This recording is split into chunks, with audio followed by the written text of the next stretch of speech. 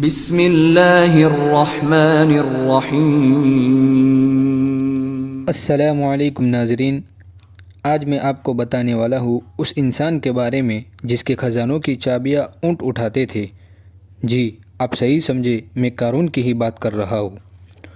یعقوب علیہ السلام ایک نبی تھے۔ یعقوب علیہ السلام کا دوسرا نام اسرائیل بھی تھا۔ اللہ تعالیٰ نے یعقوب علیہ السلام کی اولاد میں بڑی برکت دی، یعنی ان کے خاندان کے لوگ خوب پھولے پھلے اور بڑھے۔ عربی زبان میں ابن، بنیہ اور بنی کے معنی ہے بیٹا اور اولاد، اس لیے یعقوب علیہ السلام کی اولاد کو بنی اسرائیل کہتے ہیں۔ بنی اسرائیل میں بڑے بڑے نبی گزرے ہیں۔ موسیٰ علیہ السلام بھی اسی خاندان سے تھے۔ بنی اسرائیل میں ایک طرف تو بہت سے نبی ہوئے، لیکن دوسری طرف بہت سے برے لوگ بھی ہوئے۔ ان برے لوگوں میں قارون بھی تھا۔ قارون موسیٰ علیہ السلام کے زمانے میں پیدا ہوا، اپنی قوم یعنی بنی اسرائیل کے ساتھ مصر میں رہتا تھا۔ بڑا ہی مالدار آدمی تھا، اتنا مالدار کہ اس کے خزانوں کی کنجیاں ایک آدمی نہیں اٹھا سکتا تھا، بلکہ کئی اونٹ مل کر اٹھاتے تھے۔ مگر جتنا مالدار تھا اس سے زیادہ کنجوس تھا۔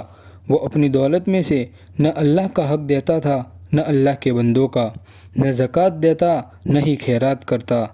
اپنی دولت پر اسے بڑا گھمنڈ تھا۔ وہ غریبوں کو منہ نہ لگاتا، بلکہ انہیں اپنے سے کمتر اور حقیر سمجھتا۔ ایک بار قوم کے بوڑھوں نے اسے نصیحت کی، سمجھایا کہ اللہ سے ڈر اور اتنا گھمنڈ نہ کر۔ اللہ نے تجھے جو کچھ دیا ہے اسے اللہ کی راہ میں خرچ کر، اس طرح اللہ تم سے خوش ہوگا اور آخرت میں تجھے جنت دے گا۔ بوڑھوں کے سمجھانے کا اس پر کوئی اثر نہ ہوا، بلکہ وہ بڑے تکبر سے بولا، یہ دولت میں نے بڑی ہوشیاری اور محنت سے اکٹھی کی ہے، میں اپنی گاڑی کمائی دوسروں پر کیوں خرچ کروں؟ قارون نہایت کنجوس تھا۔ لوگوں نے اسے نصیحت کی تو اسے بہت برا لگا۔ وہ ان کو دکھانے کے لیے ایک بار خوب بن ٹھن کر گھر سے نکلا۔ برادری میں سمجھدار اور ناسمجھ سبھی ہوتے ہیں۔ ناسمجھ لوگوں نے دیکھا تو دل میں کہنے لگے، دیکھو تو یہ کیسا قسمت والا ہے، کیا ہی اچھا ہوتا کہ ہم بھی ایسے ہی ہوتے۔ لیکن سمجھدار لوگوں نے ان کو سمجھایا، بڑے افسوس کی بات ہے تم اتنا بھی نہیں سمجھتے۔ تم جس دولت کی تمنا کر رہے ہو، اللہ کے ہاں کا ثواب یہاں سے لاکھ درجے بڑھ کر ہے، لیکن یہ ثواب ان لوگوں کو ہی ملتا ہے جو اللہ کے حکم کے مطابق پر کام کرتے ہیں۔